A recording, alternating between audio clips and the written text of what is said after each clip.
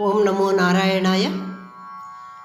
శ్రీ సద్గురు సాయినాథుని వచనామృతములను కొన్నింటిని నేను ఇక్కడ చెప్పుచున్నాను.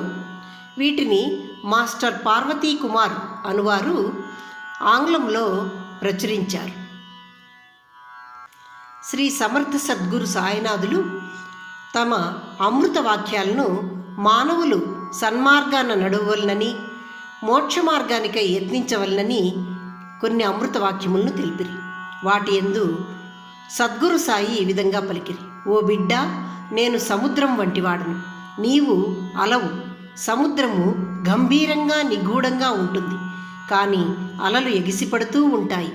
మీరు నా నుండి అనగా భగవంతుని నుండి ఉద్భవించినవారు. సముద్రము నుండి అలలు ఏ విధంగా ఉద్భవించాయో ఆ విధంగా భగవంతుని నుండి ఉద్భవించినవారు. మీరు అందరూ ప్రేమ స్వరూపులే, కానీ అలల వలె సంసార బంధములందు చిక్కుకొని ప్రేమతత్వాన్ని గుర్తించక ఎగసిపడుతున్నవారు. దేనికి భయపడక మనస్సును స్థిరముగా ఉంచుకొనుము. నన్నే నమ్ముము. నీవు నాపై దృష్టి ఉంచినచో నా దృష్టి నీయందే ఉండును. ఈ జగత్తు అంతా ప్రేమమయం.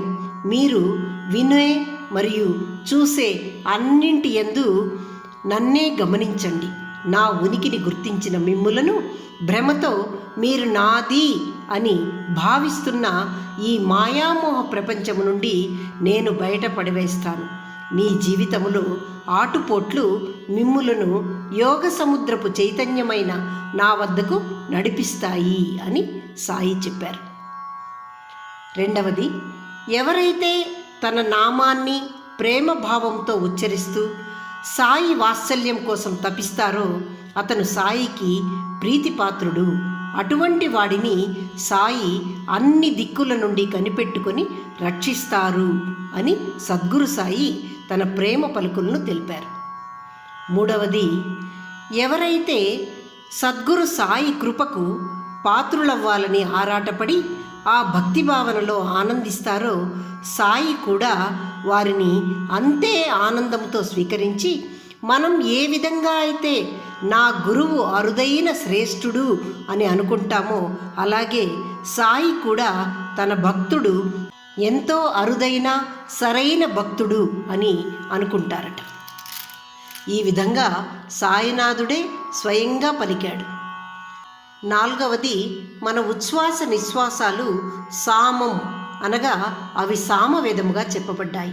అటువంటి ఊపిరిపై ధ్యాస నిలిపి అందులో లీనమై ధ్యానములో మునిగి బాహ్య ప్రపంచ ధ్యాస లేకుండా ఉండువాడు శాశ్వత ఆనందాన్ని పొందును అని సాయిబాబా పలికారు.